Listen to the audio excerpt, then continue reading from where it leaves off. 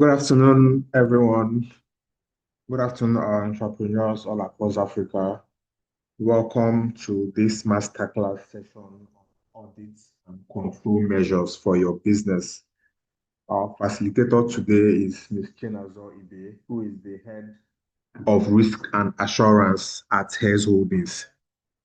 Thank you so much, Chinazor, for hosting this masterclass session. Foko, over to you, please, before we hand over to Chinazor to start. Bonjour tout le monde et bienvenue une fois de plus à cette session de masterclass. Donc aujourd'hui, nous allons échanger avec Chinezor qui va nous entretenir sur les mesures d'audit et de contrôle pour les entreprises. Donc sans plus tarder, nous allons l'écouter. Over to you, Chinezor.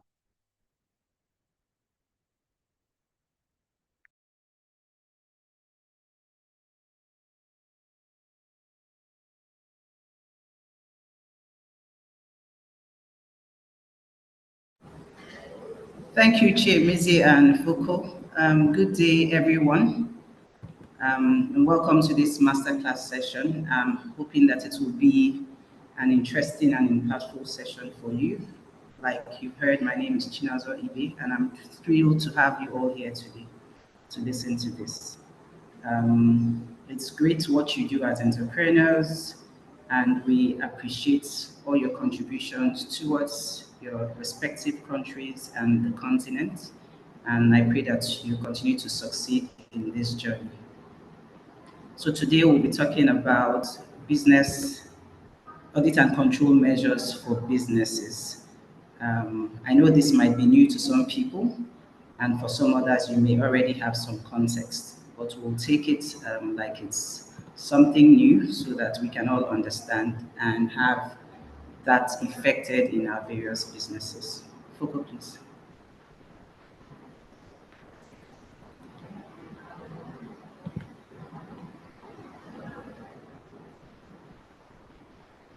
Okay, Foucault, do you want to just... Okay, our audit on introduce. You can go on, please.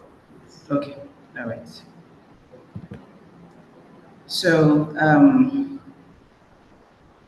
I hope you all can see my screen.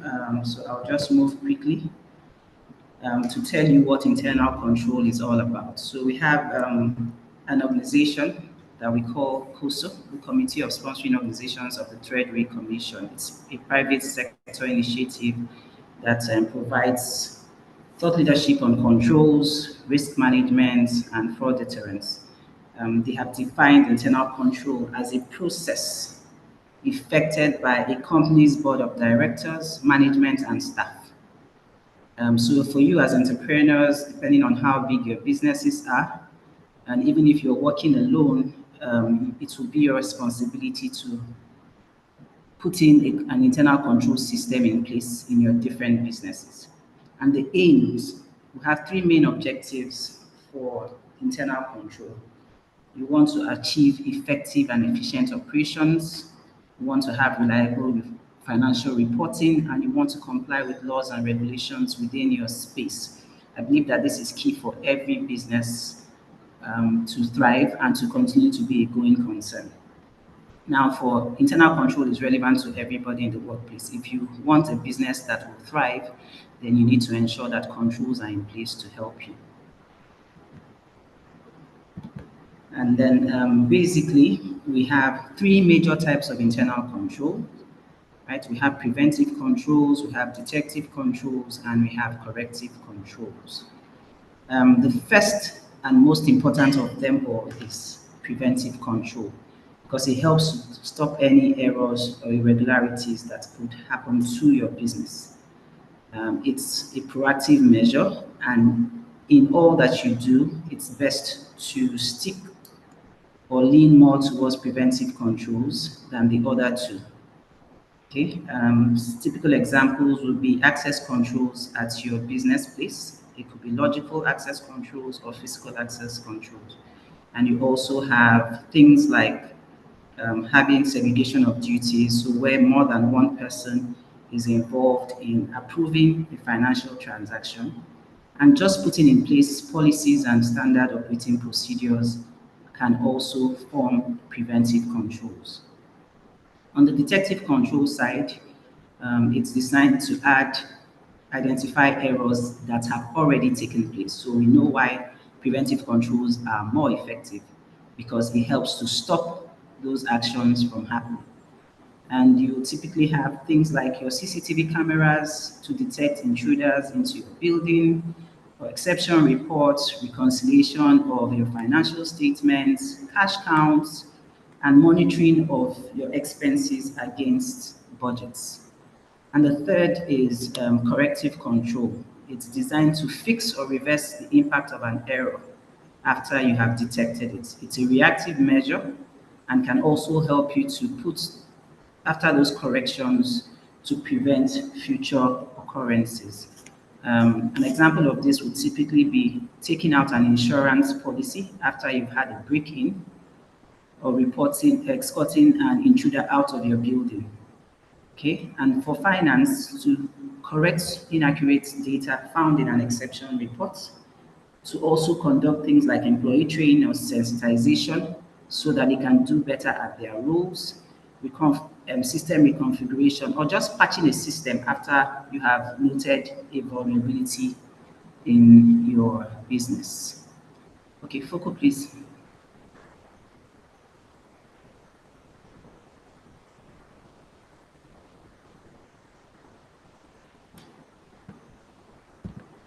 Back to you, OK. Foco. Yes, the slide before, please. Donc, nous allons commencer par une définition de l'audit interne. Slide before. Oui, nous avons donc un comité international qu'on appelle le COSO qui a, pour le secteur privé, donné un ensemble de définitions de l'audit interne, du contrôle interne.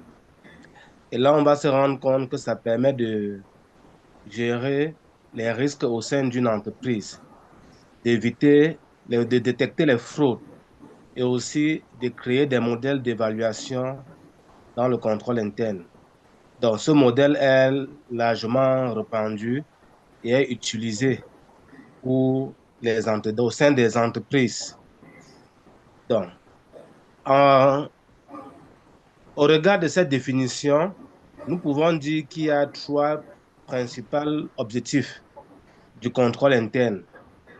C'est l'efficacité et l'efficience des opérations, c'est la, la, le fait de pouvoir générer des états financiers fiables et surtout être en règle avec tout ce qui est loi et régulation au sein d'une nation, au sein d'un pays. Next, please. Donc, nous distinguons maintenant trois types de contrôle interne. Le contrôle préventif, le contrôle détectif et le contrôle correctif. Donc, le contrôle préventif permet de stopper les menaces. Donc, ça permet d'identifier, de stopper les menaces, de désigner les menaces, les erreurs, les irrégularités qui peuvent arriver, donc tous ces événements qui peuvent arriver au sein d'une entreprise. La caractéristique, c'est que ce sont des mesures proactives qu'on prend avant que le problème n'arrive. On a comme exemple la biométrie, l'accès par biométrie ou les contrôles d'accès. Et comme opération, on a par exemple, on peut avoir deux ou trois personnes qui approuvent les états financiers ou qui suivent, qui vérifient que les états financiers respectent les standards qui ont été mis par les lois. Pour ce qui concerne le contrôle détectif, donc, ça sert à identifier les erreurs, les irrégularités afin qu'elles ne puissent prendre place. Comme caractéristique, on dira que c'est réactif, ça fournit les preuves de ces erreurs-là, de ces irrégularités qui arrivent et qui peuvent être sujets à des actions de correction. Alors, comme exemple, nous avons les caméras de surveillance qui détectent des intrus au sein d'une entreprise ou au sein d'un espace en fonction des personnes qui sont autorisées à accéder à cet espace. Donc, on peut aussi avoir des rapports qui permettent de mettre au devant un certain nombre de transactions Et de ces rapports-là, on peut donc voir comment réconcilier ce qui devait être fait et ce qui a été fait. Donc, troisième chose, c'est le contrôle correctif.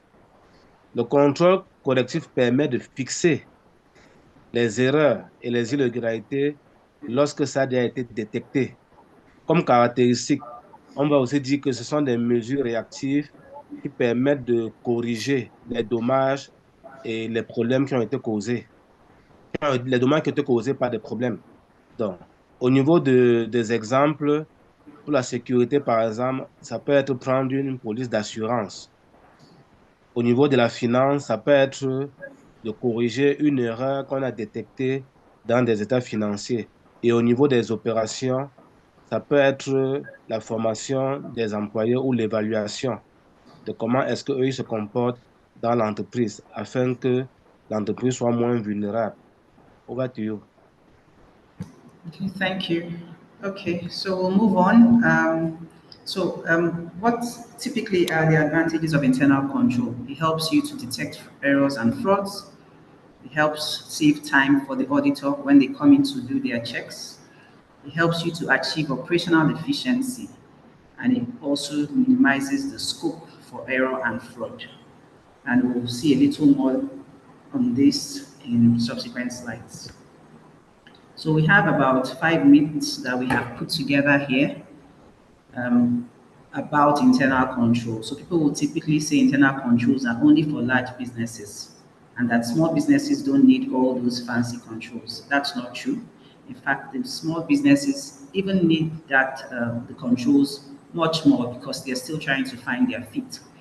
And you would know that a number of startups typically fail even before they reach their second year. So that's the reason internal controls are very crucial for all business types, including small scale businesses like yours. Okay, we also have people saying that internal controls are too expensive. We can't afford to keep our business running if we have to put in all these controls. But if you do not implement controls, we can always start small. And then as the business grows in size and in revenue, you can complement those controls with even more expensive ones. But you must start small. Things as simple as policies and procedures would not cost you so much to put in place. And then training of your staff, if you will have staff, so that they understand what these procedures are and they abide by them. Okay. People also say that implementing controls is too complicated for us. Like I mentioned, you can start small. Clear policies, practices are all important for your business. And the fourth being that internal control means lack of trust in employees. No, we trust our employees and we don't need the controls. You can trust your employees, but even as an auditor and an accounting person, there's this slogan that we have, trust but verify.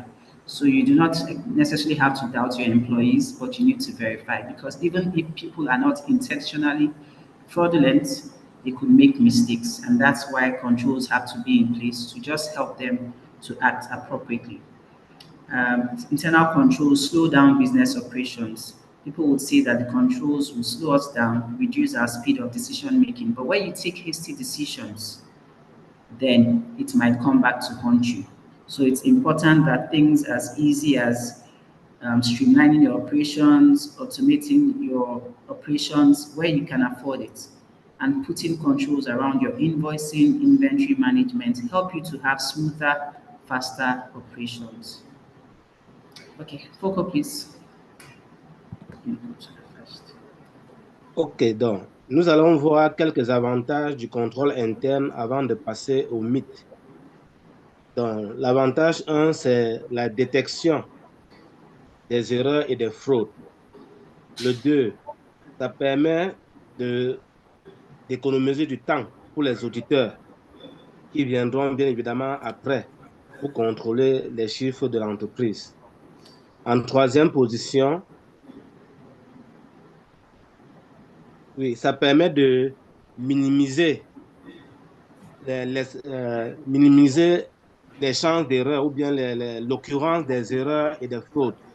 Et en quatrième, ça permet d'avoir un système opérationnel très efficient. Next, please. Donc, nous allons maintenant voir les 5 mythes. 5 mythes, on va partager aux 5 mythes que nous pouvons avoir pour ce qui concerne le contrôle interne.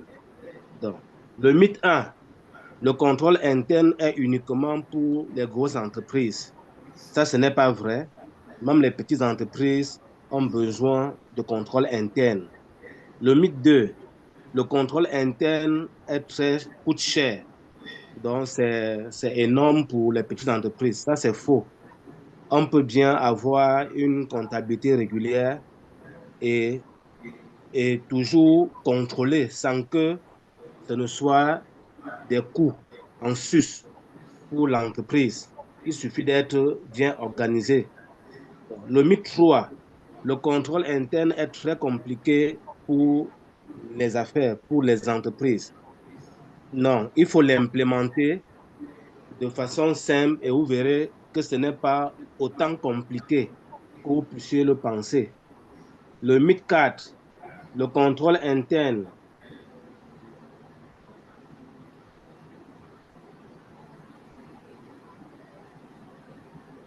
Ok. Le contrôle interne signifie qu'il y a un manque de confiance qu'on fait aux employés.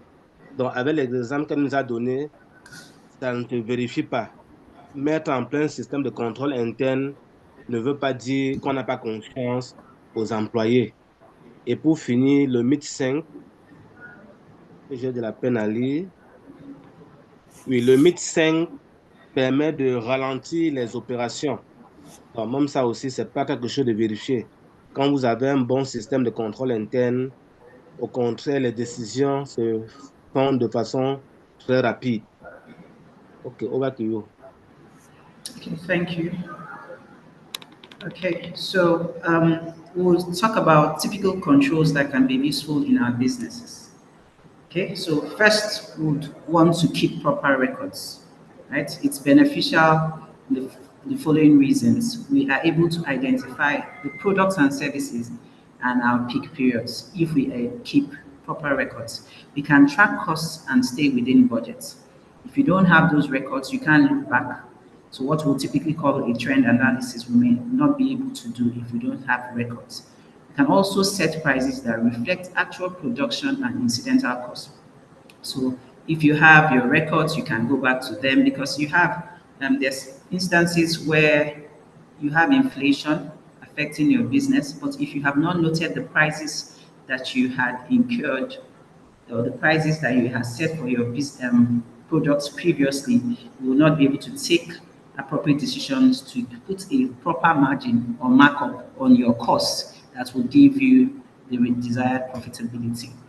Then it also helps you to prepare accurate tax returns and provide documentation for external and internal audits.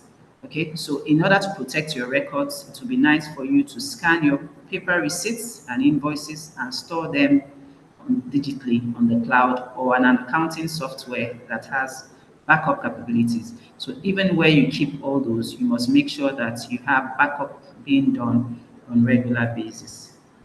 Okay, you also need to segregate duties or functions. This is very critical for any organization. No single person should be able to initiate and complete a transaction end to end, especially when it relates to financial transactions. It helps to prevent fraud, to detect errors, and increases accountability. Also helps you to be more efficient because each person knows what they are focused on and they can work in that direction. Okay, it's important to apply this to all business areas. For purchases, you have someone who is doing the requisition, you have someone else who is doing the purchase, you have someone else who is receiving. So if you can afford this though, you have someone else who is receiving the items that are supplied, and then reconciliations can be done amongst them so that things are done properly. It's also very key for financial reporting because you do not want to have financial misstatements at the end of a long period because you have not segregated the duties or functions around those areas. Okay, Foco. Okay, can you go back, please? here, or should I go to the next one? This isn't too much. OK, donc nous allons voir donc quelques outils de contrôle interne qu'on utilise d'habitude, comme par exemple tenir une comptabilité régulière. Donc, en fait, tenir une comptabilité régulière a plusieurs avantages ou beaucoup de bénéfices. Ça permet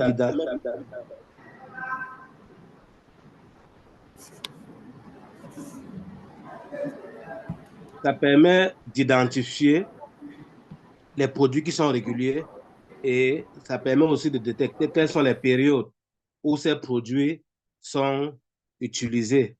Donc, bien évidemment, ça permet d'avoir une traçabilité des coûts qui vont permettre de faire les budgets. Ça permet aussi d'avoir les prix de production et leur incidence sur les coûts. Donc, ça permet aussi de préparer les taxes, donc de préparer nos états pour pouvoir avoir nos états de taxes et la documentation pour les auditeurs. Ça permet aussi de protéger.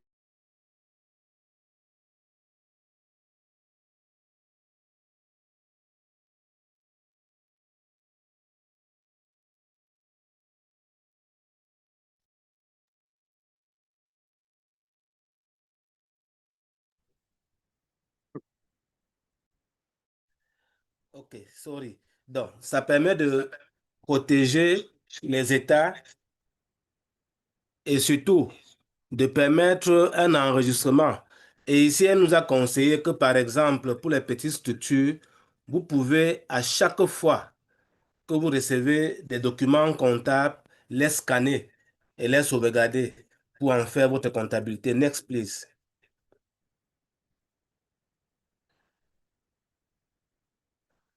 Donc, il y a aussi la séparation des fonctions. Ça, c'est la deuxième chose, la séparation des fonctions.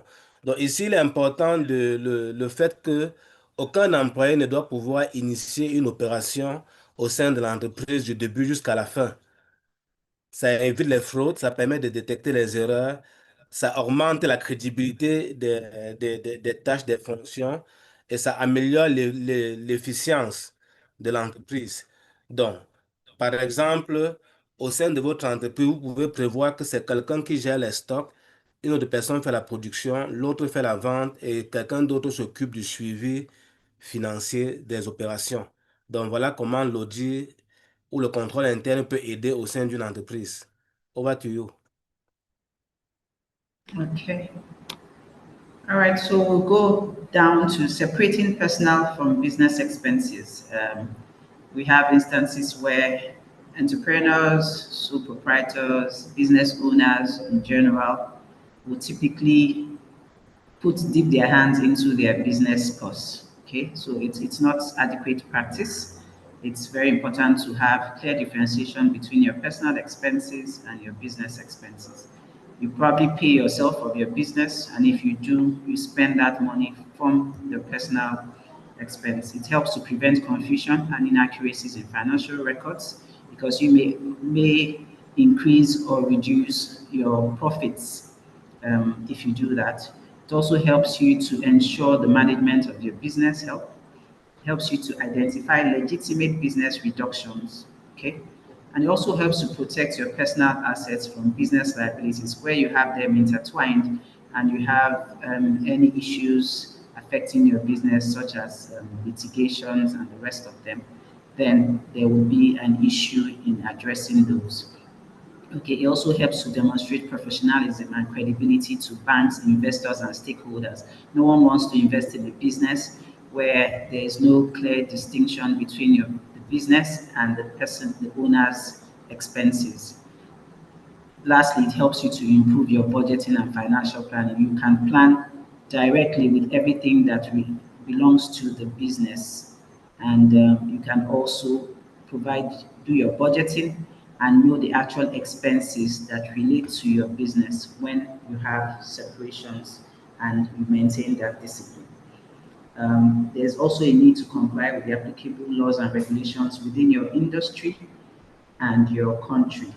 Okay, the reason is to avoid penalties and fines. People have been fined hugely, and it has hits them so badly that sometimes they do not recover. And even if they do, it reduces, it could also lead to reputational risk. Okay, also reduces the way people see you externally, and people may be forced not to invest in your business where you have issues with the law.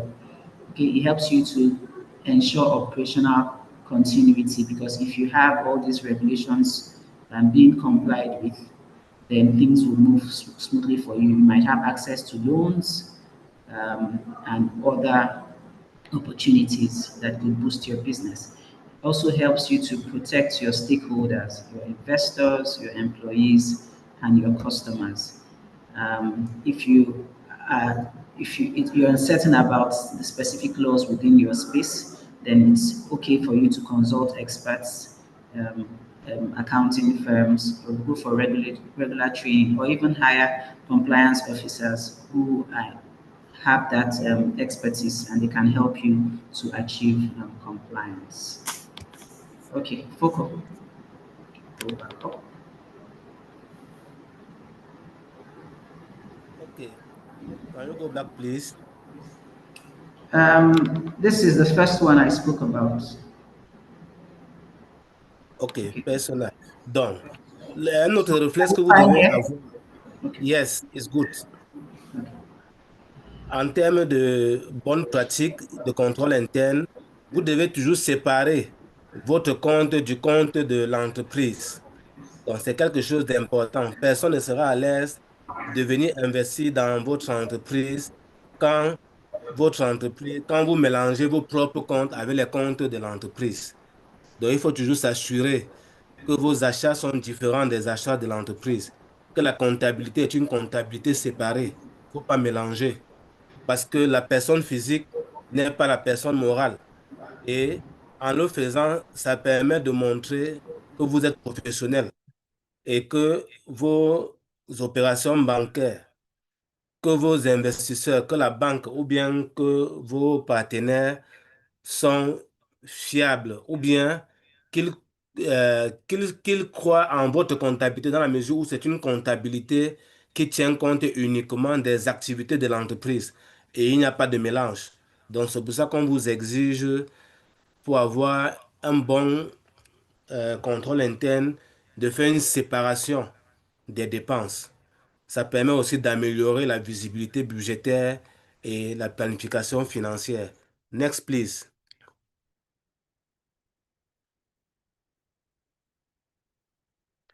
Donc, l'autre chose, c'est toujours être en règle avec les lois applicables au sein de votre environnement. Oui, donc il est question pour vous de comprendre votre secteur d'activité. Quelles sont ses spécificités en termes de loi? Est-ce qu'il y a des autorisations qu'il faut avoir au sein afin de mener votre activité? Ça vous évite en fait ça vous évite d'avoir des pénalités vis-à-vis de l'administration. Ça vous évite d'avoir une bonne réputation. Ça vous permet d'avoir une continuité dans les opérations. Et ça protège bien évidemment vos actionnaires, vos employés, les clients, bref, toutes les parties prenantes de l'entreprise. Donc, voilà autant de choses qu'il est important pour vous de mettre en place avant que les auditeurs ne viennent plus tard vous aider à améliorer votre comptabilité. Over to you.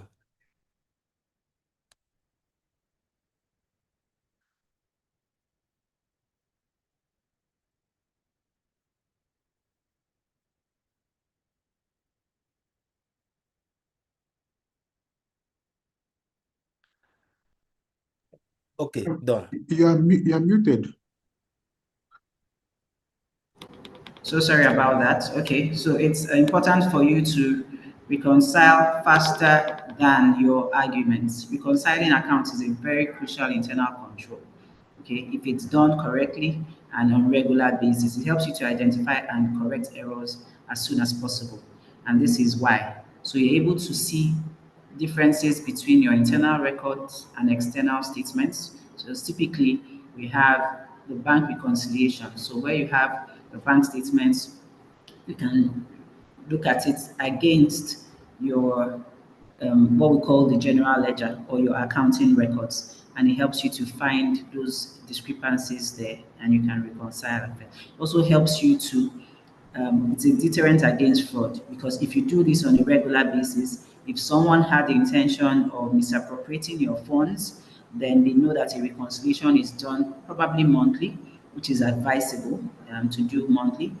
Then it helps the person knows that they could easily be found out and they would comply with necessary finance rules.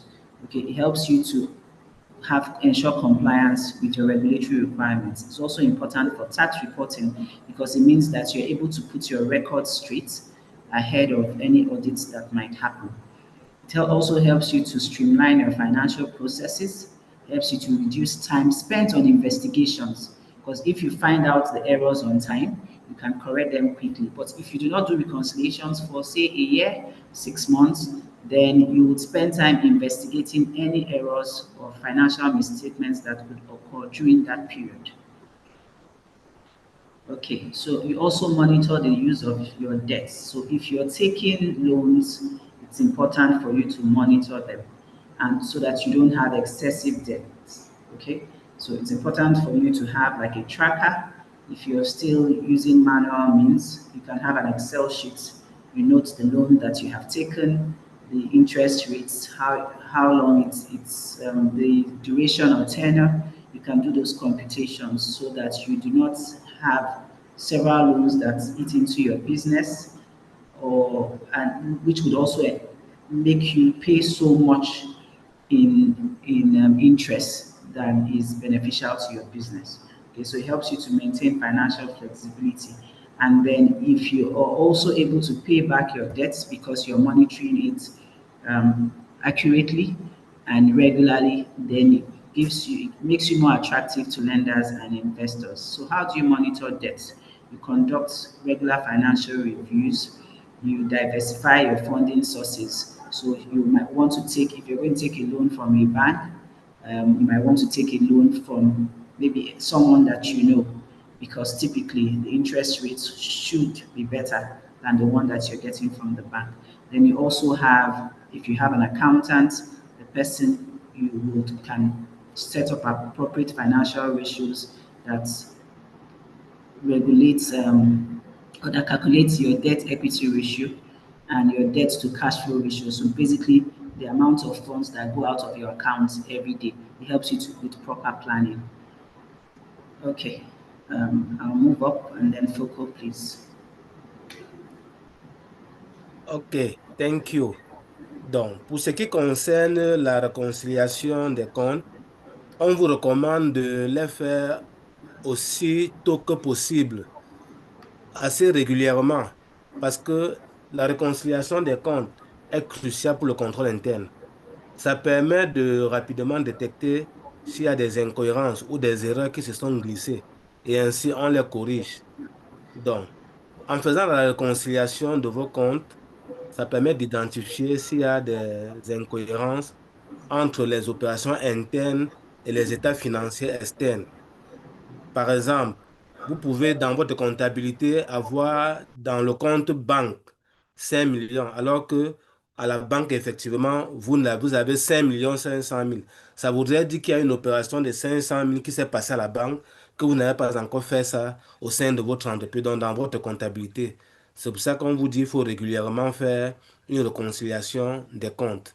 Donc, ça permet aussi de rapidement détecter s'il y a des fraudes ou bien des opérations qui n'ont pas été autorisées. Parce que cet écart, par exemple, de 500 000 dans le compte bancaire peut être une fraude ou une opération non autorisée. C'est pour ça que ça ne se retrouve pas dans votre comptabilité. Et le fait donc de réconcilier les comptes, c'est-à-dire vérifier si le solde du compte banque dans votre entreprise et le solde du compte à la banque, le compte l'effectif du solde à la banque, si c'est la même chose, ça vous aura donc beaucoup aidé. Donc, il faut aussi, dans cette même occasion, vérifier au niveau des taxes et de tout ce qui est, et tout ce qui est frais administratifs de votre secteur. Toujours vérifier que vous êtes à jour afin de ne pas subir des pénalités, comme on l'a dit tout à l'heure. Et au niveau aussi de tout ce qui est de la finance, pour avoir des comptes bien affinés, il faudrait bien évidemment toujours comparer les états que vous avez avec la situation réelle. Next, please. Donc, au niveau du contrôle de la dette, de l'utilisation de la dette et de l'utilisation des fonds, donc il est important pour vous de toujours vous rassurer que votre taux d'endettement n'est pas excessif. Et pour cela, vous devez utiliser des outils comme les ratios. Vous devez éviter un taux d'endettement excessif, c'est-à-dire que qu'il y ait plus d'argent venant de l'extérieur que de l'argent appartenant à l'entreprise, qu'on appelle les equity. Bref, en termes de comptabilité et de gestion, il y a des rapports, des proportionnalités à respecter. Donc, vous devez toujours être dans un mode de surveillance de ces ratios-là. Pardon. En le faisant, ça vous permet de maintenir votre flexibilité financière et ça permet aussi d'améliorer l'attractivité de votre entreprise vis-à-vis des prêteurs et des investisseurs. Alors, comment faire pour surveiller le niveau de dette? Pour cela, vous devez mettre en place des ratios comptables.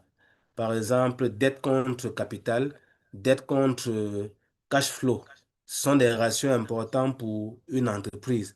Et vous devez aussi régulièrement faire des revues financières pour voir l'état de l'entreprise. Aussi maintenir de la liquidité en réserve et enfin diversifier vos sources de financement. Thank you. Over to you. Okay, thank you. Okay, so another critical internal control measure is to review all outgoing payments. And why do you have to do this? You want to prevent or detect fraud. You want to identify errors like duplicates or incorrect vendor payments. Okay, so typically you might have an invoice, you want to check your computations to see that the total invoice value is correct. It's neither understated or overstated. Okay, it also helps you eliminate unnecessary or unauthorized expenses. If you review, you will check, you typically check those payments against either the products or the services that are tied to them. And with that review, you can tell if it's actually a valid expense or not. It also helps you to maintain accurate vendor records because where you have discrepancies with your vendor, then when you look at the payments or and the supporting documentation, you can have the correct position and reconciliation with your vendor can be immediately resolved. Okay, so in doing all of this, you need to compare your invoices to the payment instruction that is going out and watch out for red flags, such as duplicates or multiple invoices from one vendor for the same service or product. And then to protect your security, you need to also have physical and cyber security measures in place. So where you have your tangible assets, assets that you can see and feel, and you also have your assets, that's your system applications, your data that is stored on your system. You need to protect all of that because I'm sure most of you also have sensitive information that you do not want to get into unauthorized hands. It also helps you to ensure that your operations are not interrupted. It helps you to build customer trust and it prevents breaches and theft. So if you have systems, you should typically have patches on your software regularly. You should have a firewall to stop unauthorized access into your systems. You also have antivirus or anti-malware updates to your system. So for the easier ones, you can implement multi-factor authentication on your mails, on your laptops, and on your phones so that people do not have easy access to the records that you carry. You should use strong passwords and encryption. So typically for the strong password, it's usually advised to use about 8 um, letters, a mix of letters, alphabets, and special characters. And you should also have, like I mentioned earlier, software updates and patches, and frequent backup of your data. Use locks for physical places, access control measures, and surveillance cameras if you can afford them. And lastly, you need to limit access to sensitive areas where people shouldn't have access to, probably like your accounts or finance room, as well as your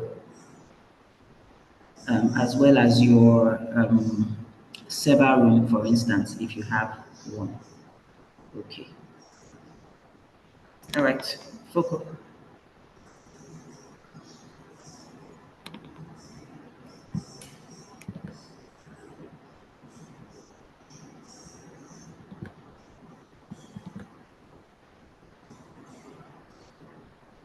Focus.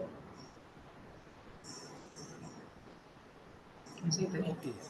Donc, comme autre mesure de contrôle interne, on vous recommande de régulièrement vérifier toutes vos factures de paiement. Tous vos paiements externes doivent être vérifiés parce que ce sont des points sensibles au sein d'une entreprise. Ça permet de prévenir et détecter les fraudes. Ça permet d'identifier les erreurs et les doublons que les vendeurs peuvent faire. Et aussi, ça permet d'éliminer les autorisations, non, les opérations qui n'ont pas été autorisées. Et ça permet aussi de maintenir une cohérence dans le traçage des vendeurs. Donc, pour faire cela, il est important pour vous d'avoir des process pour comparer les paiements qui sont faits avec les factures que vous avez reçues et de mettre en route tout ce qui vous semble suspect. OK, next. Donc, l'autre mesure, c'est protéger et sécuriser l'entreprise. Donc, ça peut être sur le plan physique et de la cybersécurité.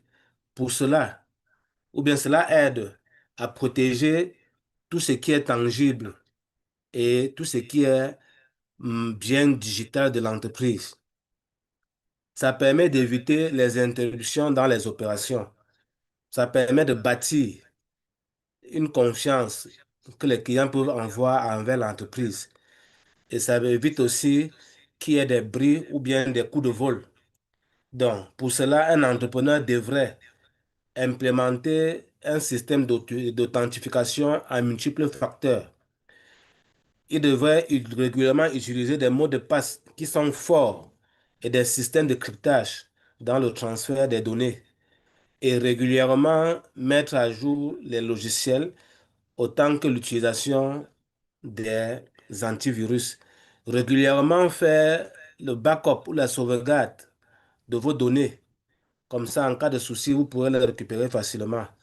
Utilisez aussi des codes d'accès et limiter l'accès aux zones sensibles de votre entreprise. Over to you. Thank you. Thank you. Okay, so next is to ensure against rainy days. Okay, it's important to have insurance as much as possible, up to the extent that you can take up.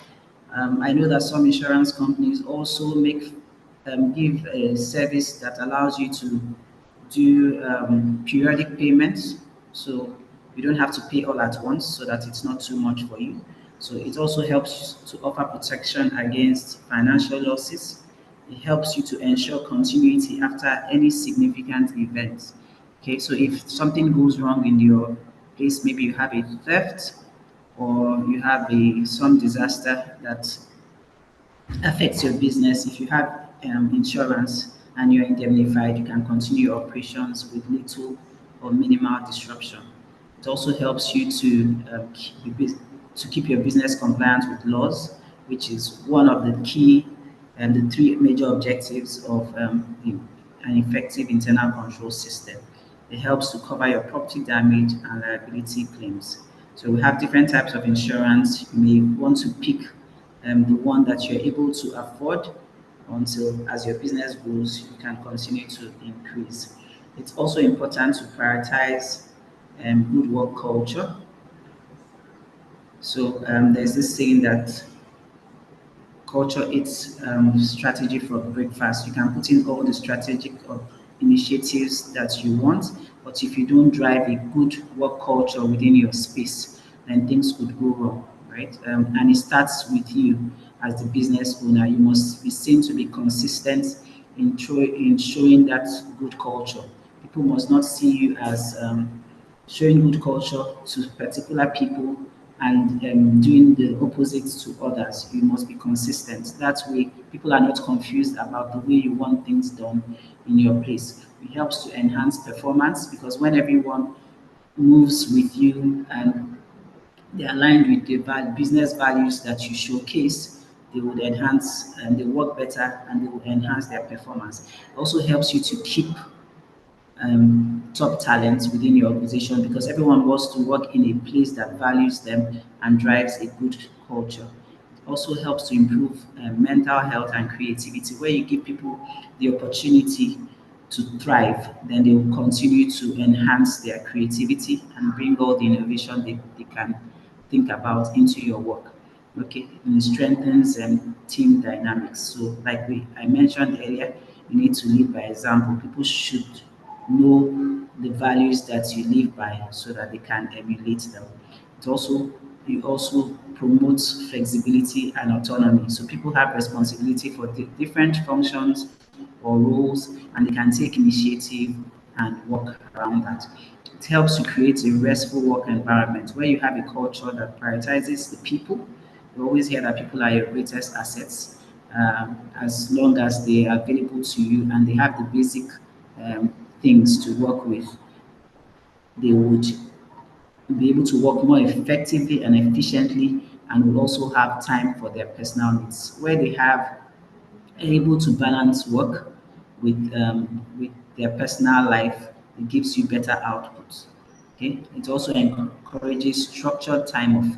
If you give people time off at specific intervals, some organizations have a like a rest area where people can just take a bit of a rest, walk around, come back refreshed, and can pour all the things that they have into that work, and it helps to keep your business growing. And it's also very critical to keep communication open. People should not hold grudges within the workspace. It's not good for the business. So where you have keep communication open and let them speak, hear them out, and also address their concerns, it helps you in your business. Okay. Focus, please.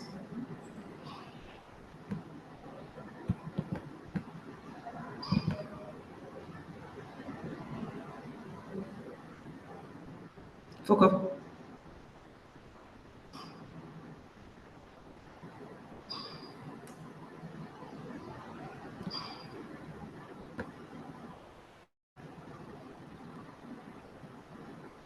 Okay, I think you're muted. OK. Donc, comme autre mesure, nous vous recommandons de vous assurer pour être en parfaite sécurité en temps de pluie. Pourquoi? Parce que l'assurance est critique. Ainsi, ça offre une protection contre toute perte financière. Ça assure la continuité lorsqu'il y a des événements importants. Ça permet de garder l'entreprise dans des bonnes conditions légales vis-à-vis de son environnement. Ça peut être les employés, ça peut être les compensations dans le cas du Nigeria ou des cas de santé au Nigeria, comme au Kenya. Donc, ça permet aussi de couvrir tous les dommages qui peuvent arriver au bien de l'entreprise. Donc, pour cela, il y a plusieurs façons de procéder. Ça peut être l'assurance générale, ça peut être un professionnalisme, ça peut être, non, ça peut être une assurance contre le risque généraux, contre les risques professionnels, contre les risques d'interruption d'affaires, contre les problèmes avec les employés ou bien les assurances automobiles.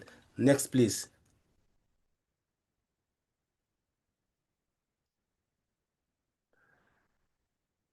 Donc, on a aussi comme mesure le fait de prioriser une bonne ambiance de travail.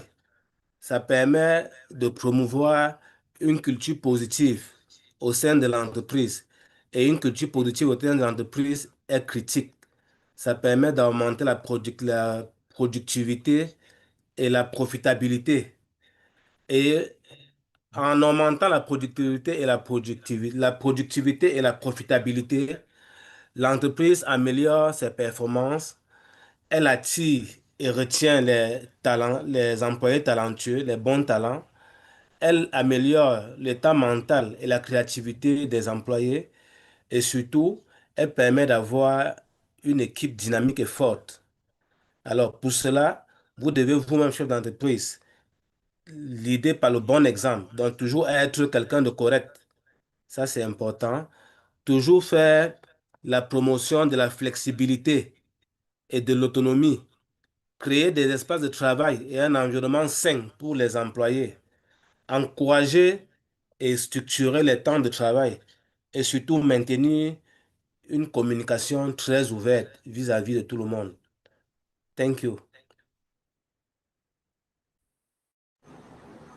Okay, thank you. So we move on to the next, limiting access to finance. So if you're going to grant access to financial systems, it should be tailored to the specific employee's needs.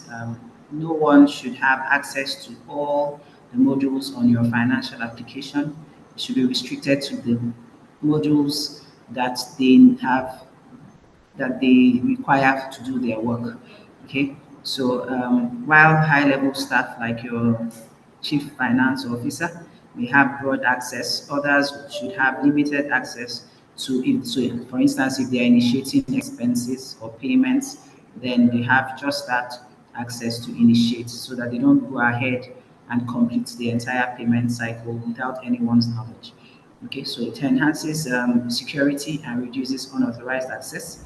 It allows employees to focus on their core responsibilities, ensures data protection, compliance, because you should only have access to the specific data that you need for your work.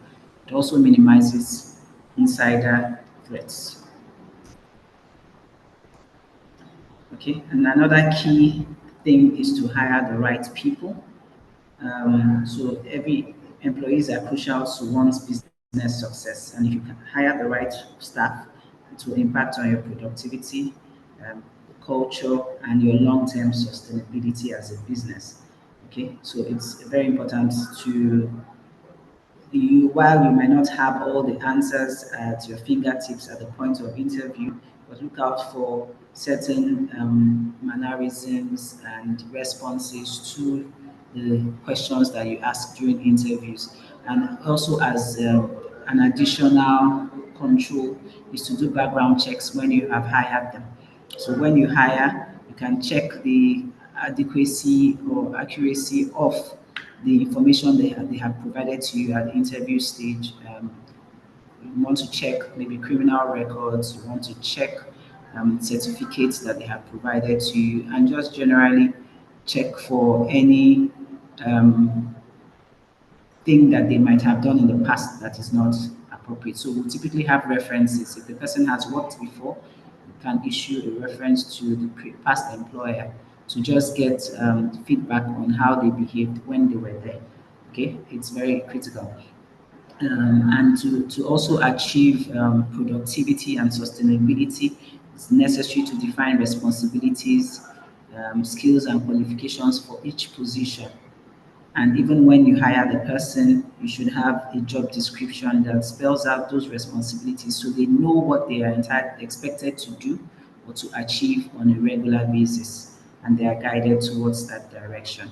And you can use various recruitment methods, including referrals. So people will typically refer others, and when they refer them, you can have the opportunity to ask questions around the person. Then you conduct thorough interviews as well. Okay. All right, Foko.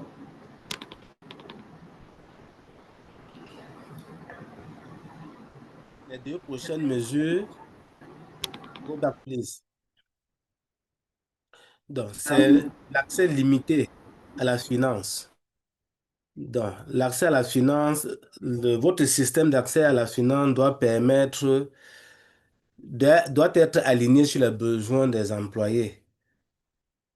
Ainsi, il ne faut pas qu'au sein de votre entreprise, une seule personne soit capable de faire bouger les fonds seul, sans qu'il y ait eu une intervention des autres.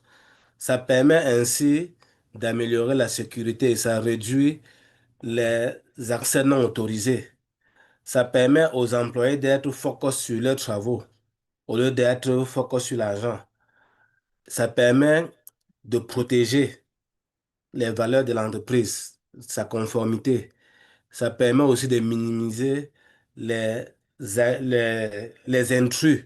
Ça minimise que les intrus puissent accéder à votre finance. Donc, en le faisant, ça permet de sauvegarder les biens de l'entreprise. Donc, c'est important de limiter l'accès aux finances de l'entreprise. Tout le monde ne doit pas pouvoir faire n'importe quelle opération financière au sein de l'entreprise. Next, please. Donc, une autre mesure consiste à recruter le bon personnel, la bonne personne à la bonne place. Le fait de recruter des bons employés est crucial pour la réussite de l'entreprise et ça permet de maintenir un impact positif dans la productivité, sur la culture de l'entreprise et la durabilité à travers l'amélioration de la productivité, l'amélioration bien évidemment de la culture d'entreprise. Déjà, ça permet de bâtir et améliorer la culture d'entreprise. Ça permet de suivre des processus d'innovation et surtout assurer la continuité. Et pour cela, il faut quoi? Il faut définir au préalable un bon profil de poste lorsqu'on veut recruter un nouvel employé. Quelles sont les compétences qu'on attend de lui? Quelles sont ses qualifications? Et le faire pour chacun des postes de travail pour lesquels on veut faire des recrutements. Utiliser aussi plusieurs sources, plusieurs méthodes de recrutement, et y compris les référents, c'est-à-dire demander aux gens de vous faire des recommandations et surtout conduire des interviews pour le recrutement assez costaud. Ça permet donc de recruter la bonne personne à la bonne place. Thank you, over to you. Thank you. Okay, so we move on to your vendor management system. Okay, so it's important for your vendors to submit detailed invoices. It helps you to improve your financial accuracy, it enhances accountability, helps to prevent fraud. And like I mentioned earlier, where you have discrepancies between vendor records and your records, it helps you to resolve your disputes. Okay, so very important to inform vendors of the required details. So where you're making a purchase or a vendor is providing service to you, detail out your description, quantities, unit prices, total amount, delivery dates, so that there are no issues from both ends. And we also establish a system where the vendors need approval, where new vendors need approval from at least three people: the person who requires that service or product, the finance manager, and the head of the requesting department, so that everyone is in tune with what is expected. And when those products or services provided, they can also confirm that their requirements have been met. Okay, and then the next is to understand terms and conditions before you agree. I'm almost certain that a number of you have business partners or vendors that you work with. It's important to also sit back and review terms and conditions so that you can protect your own rights and responsibilities. And where you have a legal or compliance person within your space, it can help you to review those contracts before you sign off on them. It helps you to avoid unexpected costs or obligations that might arise as a result of litigation. It also helps you to ensure that you can meet your service or delivery requirements. So, in reading your terms and conditions, read through thoroughly. Do not just skim past each page. It's important to know all the details that are in there. We focus on key sections, service delivery, termination causes, fees, warranties. Do not be afraid to ask questions. Where anything in the contract or terms and conditions are ambiguous, you need to reach out to the other parties so that they can explain. And it should typically be in clear language that is anyone can understand. So if it's ambiguous, unclear to you, then it should be rewritten in a way that no one has any concerns around those specific terms and conditions. Also consider professional advice if you're unclear about what exactly the terms and conditions speak to. And in all of this, since we are partners in this entrepreneurship program, I know that the terms and conditions have been given to you all. So even as you have signed off on this, with respect to the Tony Elumelu Foundation, it's important that we also remember to adhere to those conditions as we walk through this entire process. Thank you. Rocco, please. Rocco, please.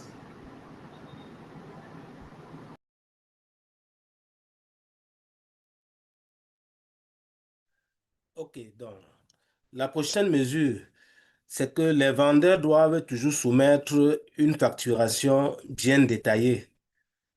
Parce que pour avoir une stratégie efficace, il est important que les vendeurs soumettent une facturation détaillée. Ça permet d'implémenter tout le process d'approbation. Et cette approche améliore améliore la fluidité de la finance. Ça améliore la crédibilité. Ça prévient les fraudes et ça évite, ou bien ça permet qu'on comprenne rapidement là où il peut y avoir des disputes et on y apporte des résolutions. Alors, pour implémenter cela, il est nécessaire d'informer les vendeurs, de toujours mettre certains détails, comme la description, la quantité, le prix unitaire, le prix total et la date de livrance ou la date de livraison.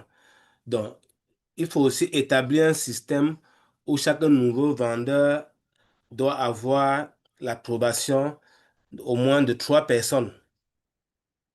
Le propriétaire, le gestionnaire des finances et celui qui est dans le département d'où il dépend.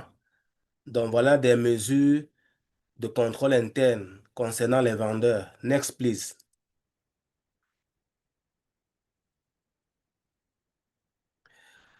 Donc, une chose aussi d'important comme mesure de contrôle interne, c'est de toujours comprendre avant de signer les conditions générales. Donc, les conditions générales sont nécessaires dans toute entreprise. Ça vous protège de vos droits et de vos responsabilités.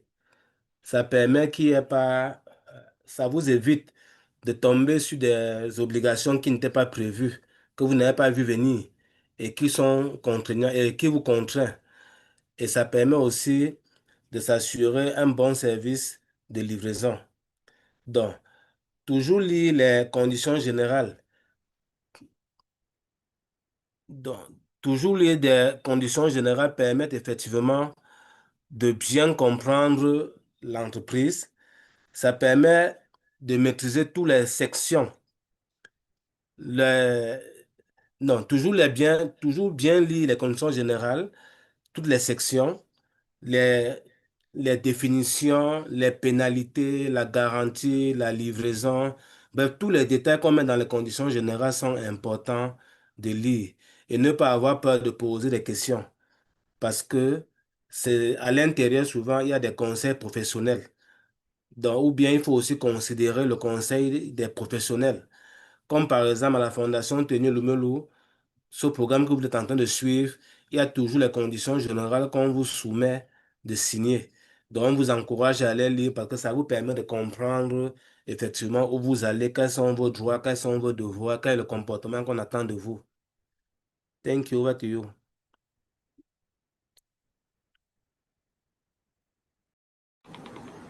Okay, thank you. So now that we have spoken about very critical internal controls for our businesses, I'll just talk you through a simplified audit process.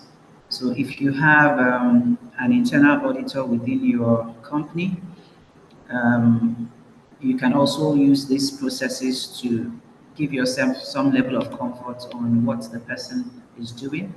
It also helps you with learning audit processes within your organization. And if you do not, even if you work alone currently, this process can also help you to check what you have been doing previously.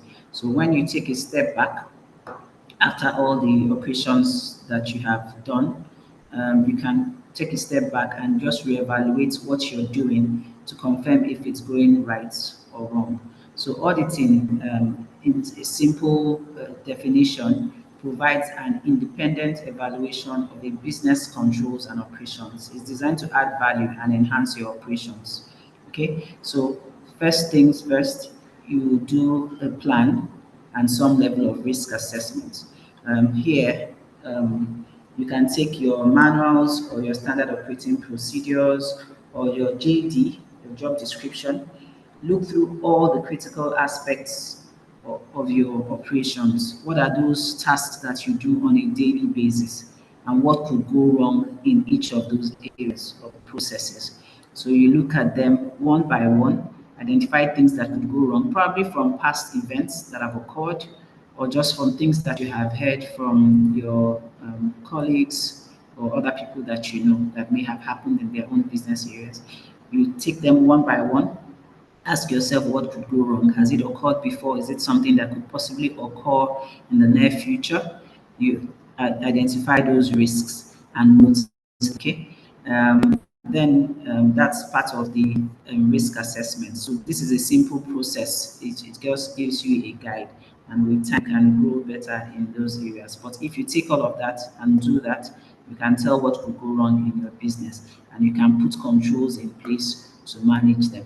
So where you have your systems, laptops, that where you make your payments and all of that, and you don't lock them, this is the time to start locking your systems, putting passwords so that people do not have access to that. That's the type of control that you can put. Okay, then you test your controls.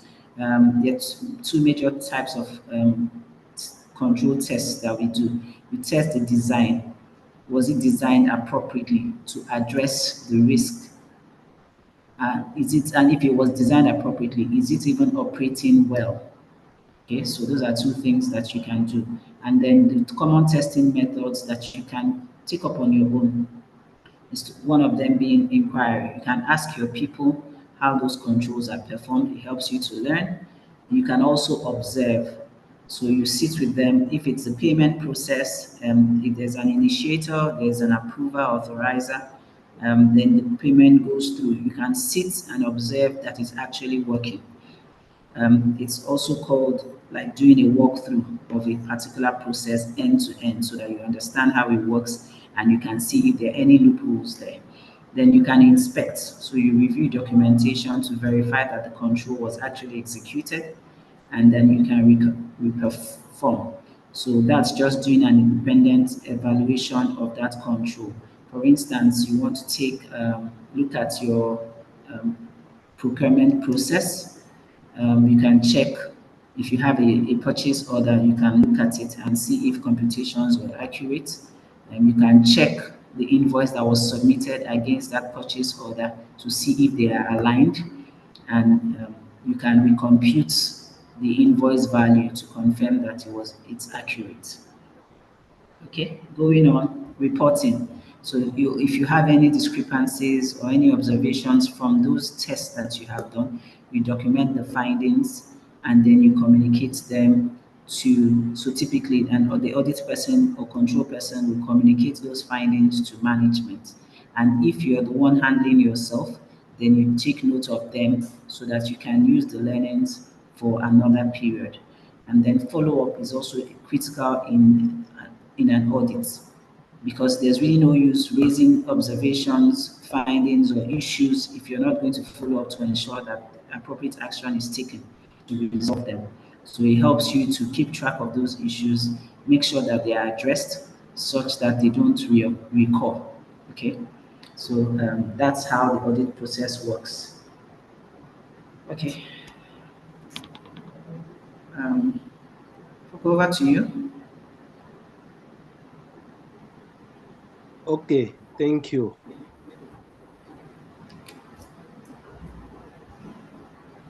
Donc, nous allons finir en partageant avec vous une procédure simplifiée une procédure simplifiée d'audit.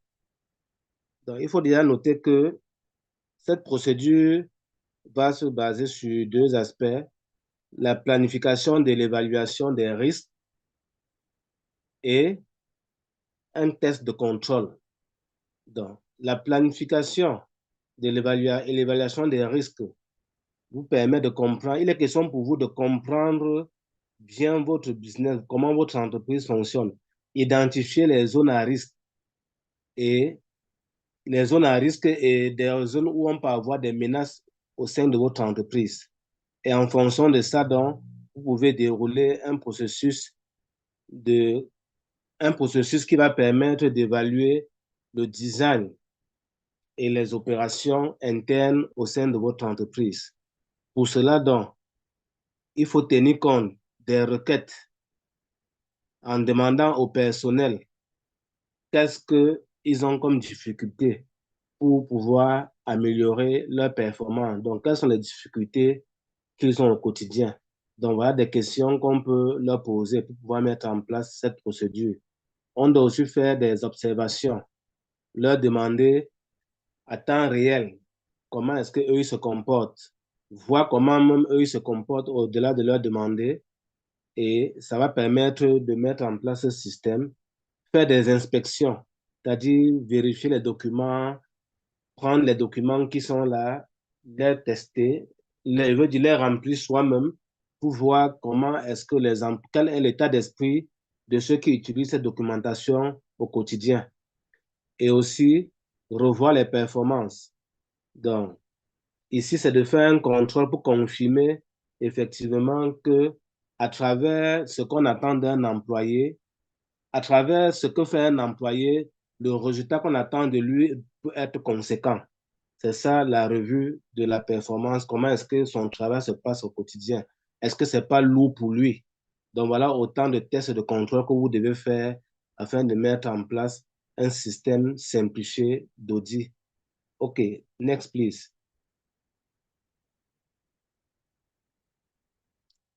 Donc, nous avons aussi le reporting et le suivi. Le reporting ici, c'est de mettre en place une documentation de toute l'entreprise et de la communiquer au top management. Donc, ici, dans le cadre de cette procédure d'audit, vous devez tenir compte que toute la documentation qu'il y a au sein de l'entreprise doivent être, je veux dire, une documentation suivie. C'est-à-dire qu'une pièce peut aider à la génération d'une autre pièce. Donc, il y a une continuité. Il y a une continuité entre les différents documents. Rien ne se fait au hasard. Les choses se font étape par étape. Et cela doit être communiqué au top management pour que, enfin, au niveau du suivi, follow-up, s'assurer que le top management s'est approprié toutes les actions à faire, à identifier les zones où il y a des faiblesses afin qu'un contrôle il soit accentué. Parce que, bien évidemment, les zones où il y a des faiblesses, les zones à risque, les zones où il y a des potentielles menaces qui peuvent arriver, sont des zones qui peuvent créer des goulots d'étranglement au sein de votre système d'audit.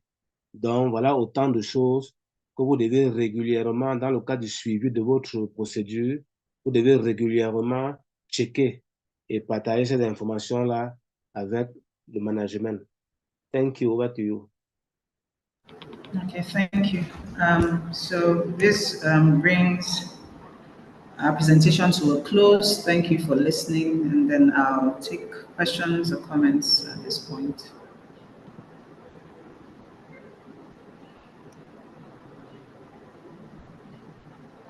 Yes, yeah, Chinezo, we got some questions from the YouTube chat box, and I've pasted them for you. So there are 5 in number. Okay, let me check. Okay.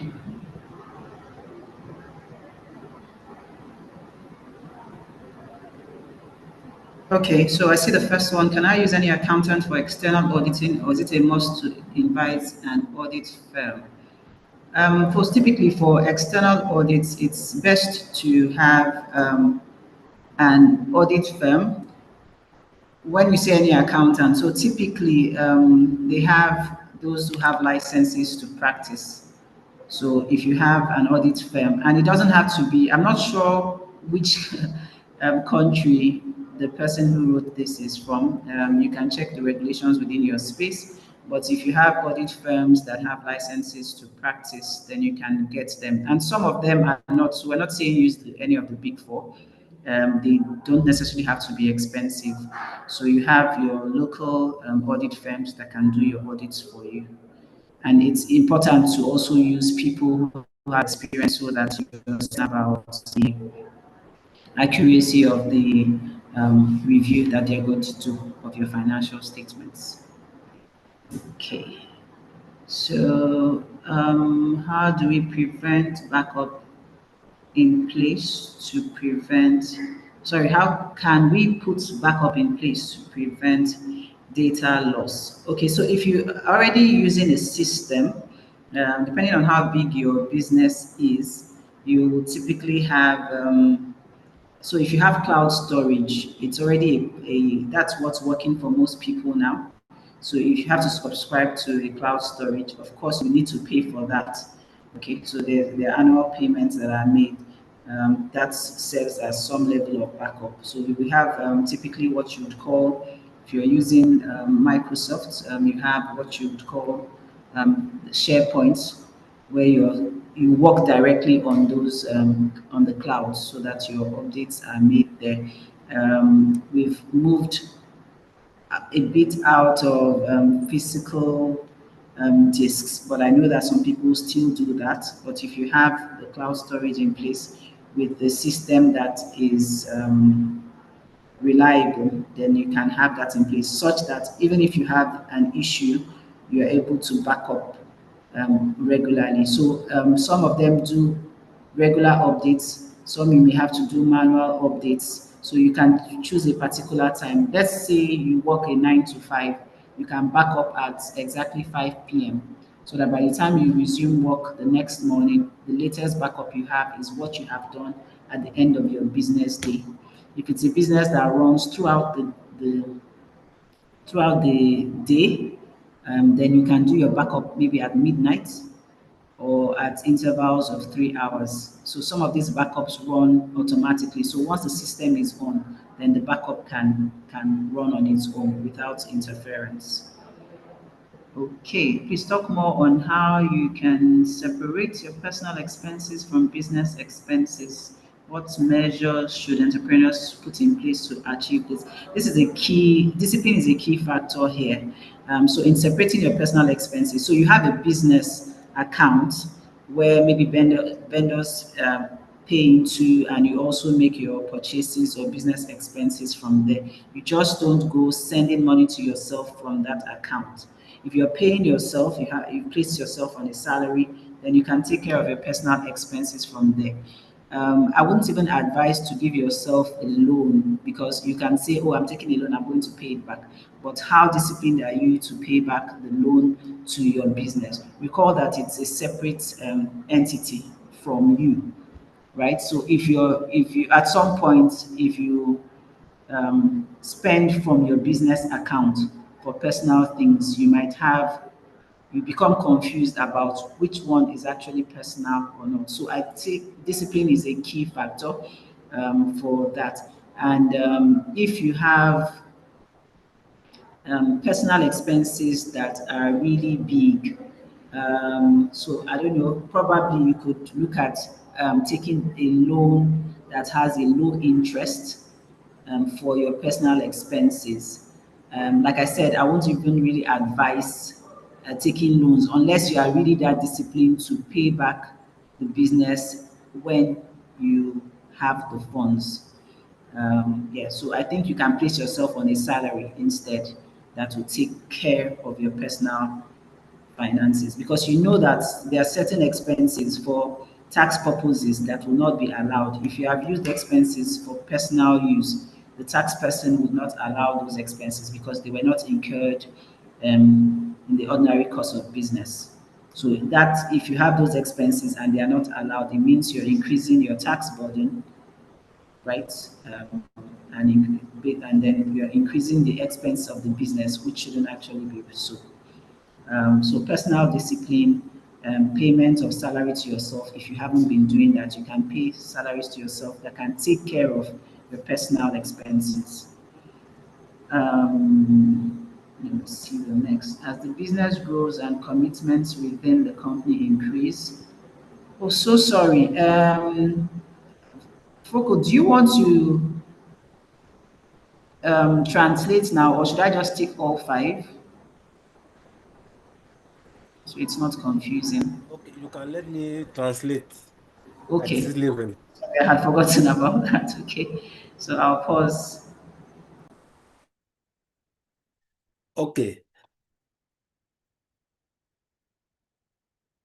Donc, nous avons eu une première question qui revenait sur la nécessité de faire auditer, de faire une procédure d'audit en interne ou par des auditeurs externes. Alors, là, ce qu'elle nous a recommandé, c'est tout simplement au mieux, c'est de faire recours à des auditeurs externes, comme par exemple les Big Four. Mais s'il s'avère que ça doit être cher de faire recours aux Big Four, vous pouvez tout aussi consulter d'autres structures au sein de votre environnement ou même des personnes externes de votre entreprise. Parce qu'il est toujours important de savoir que pour pouvoir avoir un regard externe dans une entreprise, il ne faut pas faire partie du système. Donc ça, c'est une règle en audit. OK.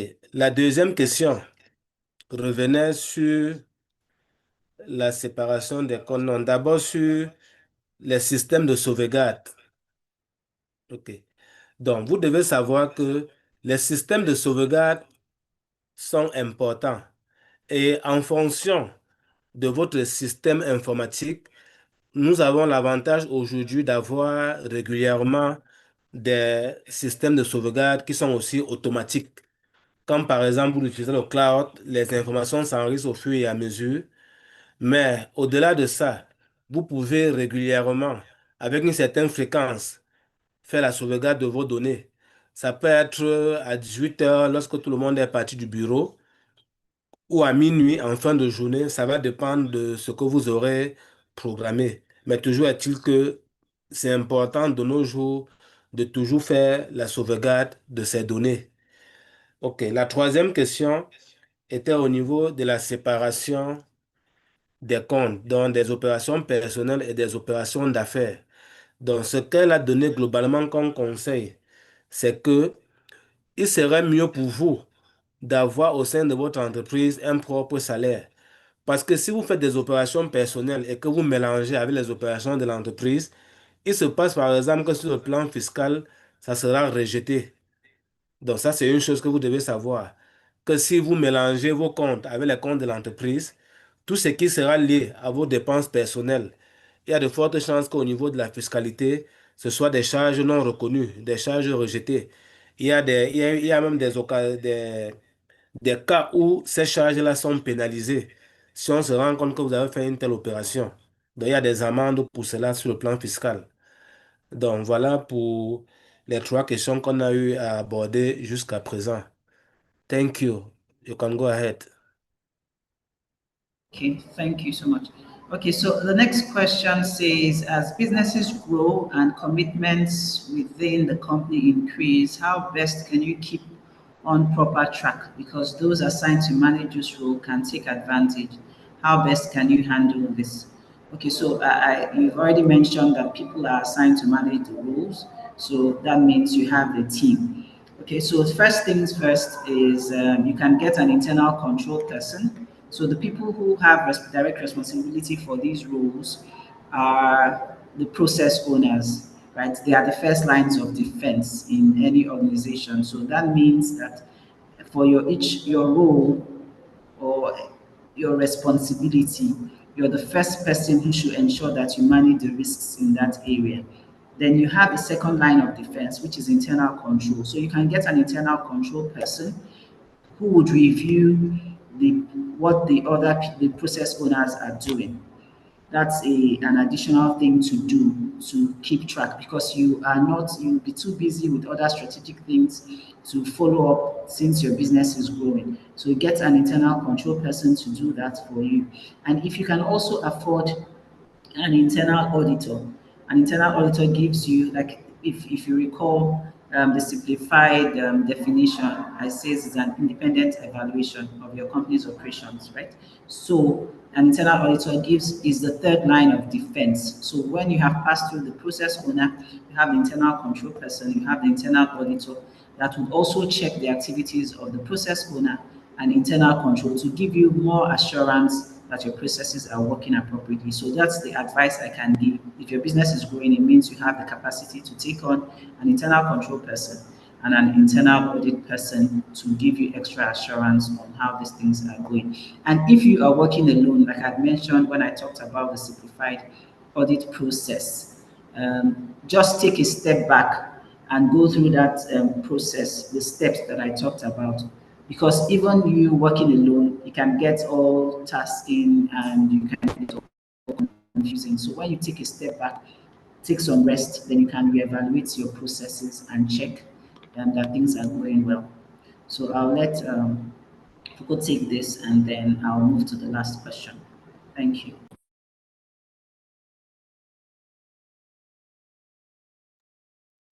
OK.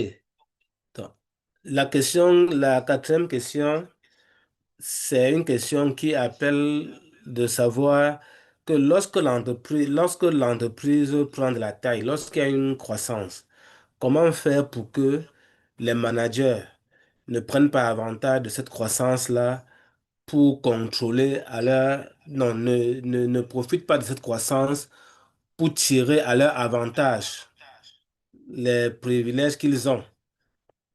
Bon, en termes d'audit et de contrôle interne, tel que nous sommes en train de voir, ce qu'elle a recommandé ici, c'est que quand votre entreprise prend effectivement de la taille, il serait mieux de prendre déjà un auditeur interne. Donc, de créer cette fonction-là ou ce poste-là en interne.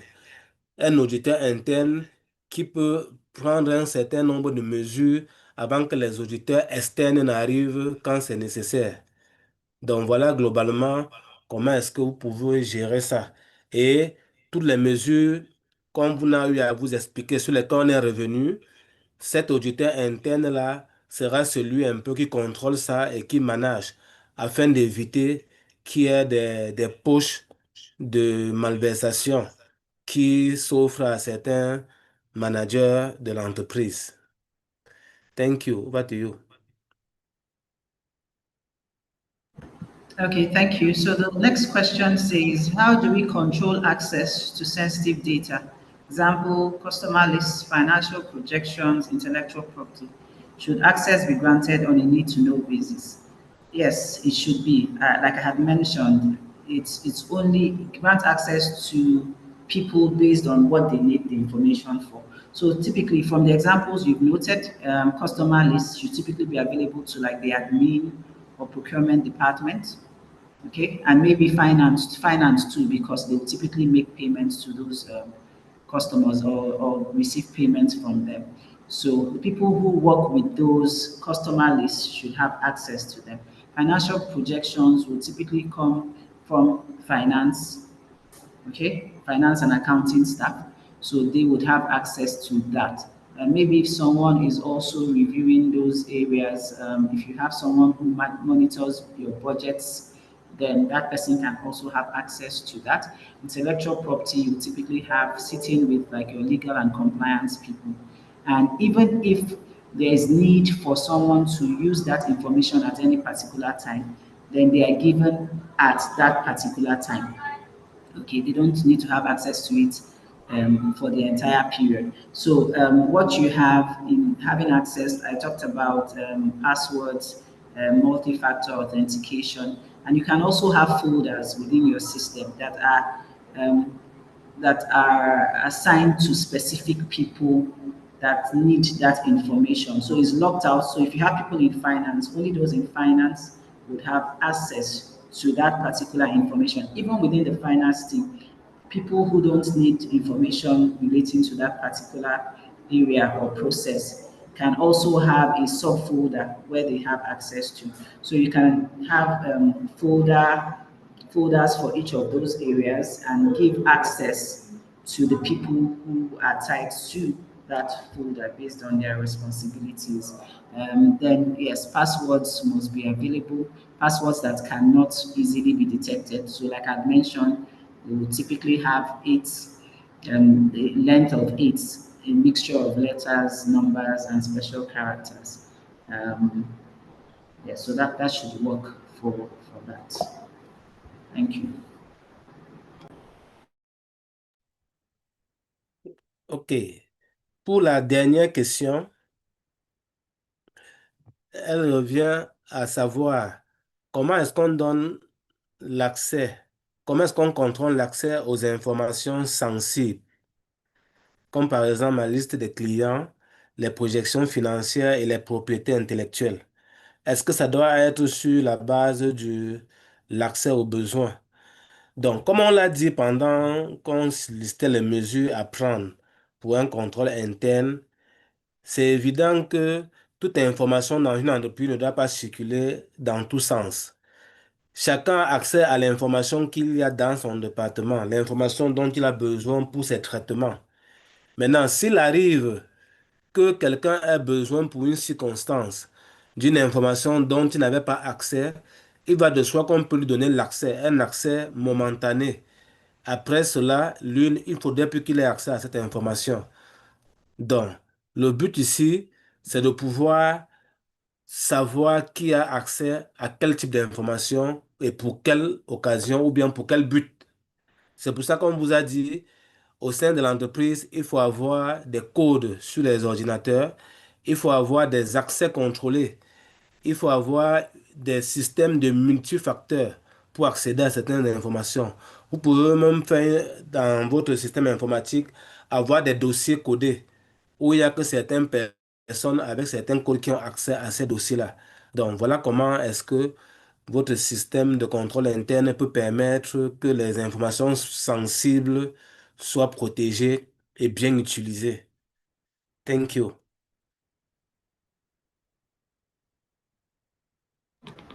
Let me just add a note to the last question. So if you have people who have had access to that and they need to exit your organization, there's also a need to deactivate them from the system and from emails and those folders so that you're not worried that the information that they have with them will be taken to another place. Okay, thank you very much.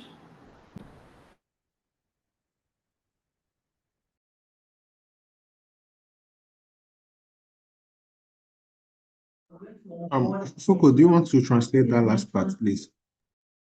Isim has already explained when giving my Okay. explanation. Okay, then. Thank you so much, Chinazo, for hosting this masterclass session. Thank you as well, Foko, for being kind enough to translate for us. Thank you again for entrepreneurs. Thank you for joining. And I'm very sure that you've learned a lot from this session on audit and control for your businesses. Thank you and bye bye for now. And have a great day ahead. Bye. Bye, everyone. Bye.